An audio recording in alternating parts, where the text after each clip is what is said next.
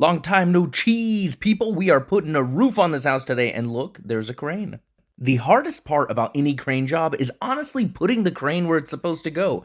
Basically, you just sit here fiddling with the spot, see if the spot works. If not, you gotta move.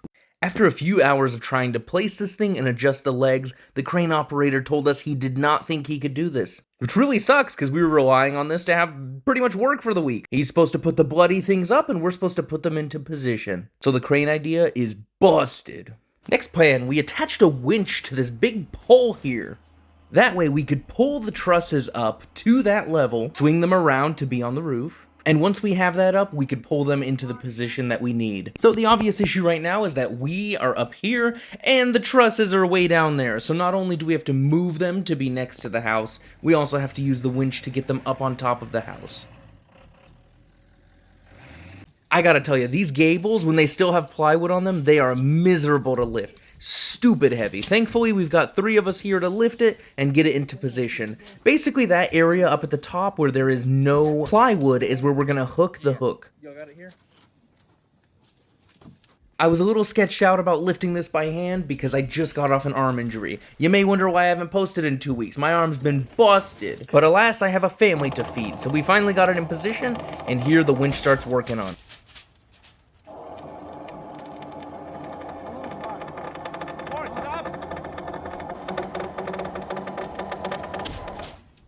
I do not recommend you do it this way. This is very dangerous. But by sheer power and foolishness, it's coming up the wall. Like a ship setting sail, huh? Winch it. Well, here's a bit of a random cut. I am getting rid of a vanity that was at a customer's house. This thing was bloody heavy, so as you can see, I'm doing my best to use strategic lifting. Oh yeah, here's me getting my pecker caught up on the side there of the that hurt a lot. But look, this lower part is a lot lighter than the cabinet top was, but it's so cumbersome and janky that it was actually kind of harder to get out than the whole piece of granite was.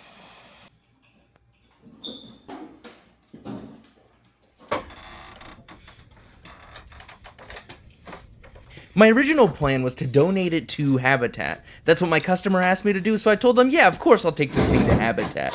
But, you know, honestly, as I put it in, the thing started falling apart, and I'm sitting here like, okay, whatever, they'll just assume I took it to Habitat, no harm done. But, yeah, that thing crumbled. So we got the thing loaded up in a heap, and we are ready to go ahead and take this thing away to probably the dump now. I don't think we can take it to Habitat anymore. But anyways, I did realize there was a camera here, which is very embarrassing because I looked very stupid loading this thing. So now that that side quest is over, we have the trusses on the roof and we're starting to spread them out into position. Okay. So it's gonna be gable and then spread them across? Yeah. Very nice.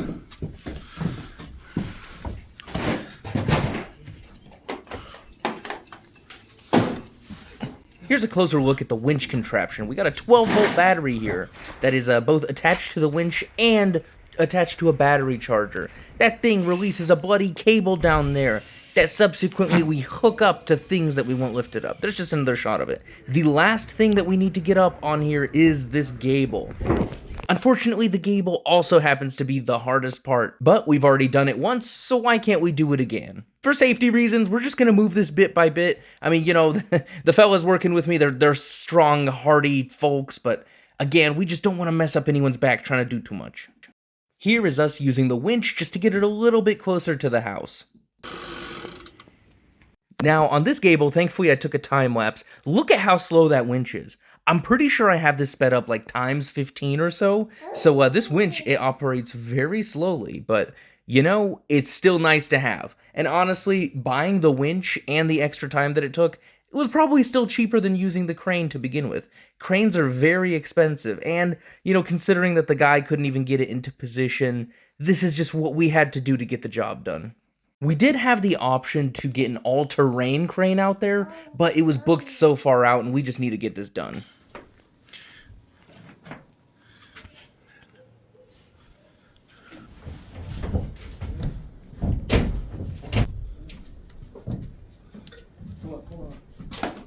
Here we've got the fearless Mark putting a truss into position. I'm off at the bottom there being useless, and my Pops is also up there.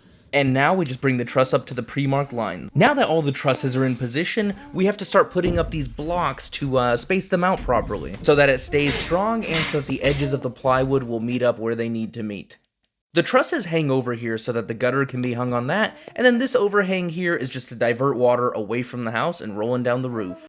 The gable is a little smaller than the other trusses to allow for this type of framing to be done.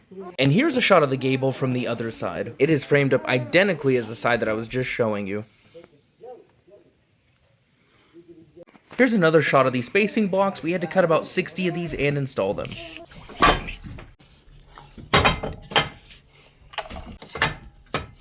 And as you can see here, there's this piece of wood here ain't going nowhere. Yeah, you know, look at like 7 bloody nails in there. And the upstairs and the roofing framing is officially done. And now the roof is sheathed. I'll get a better angle. The OSB is on the roof.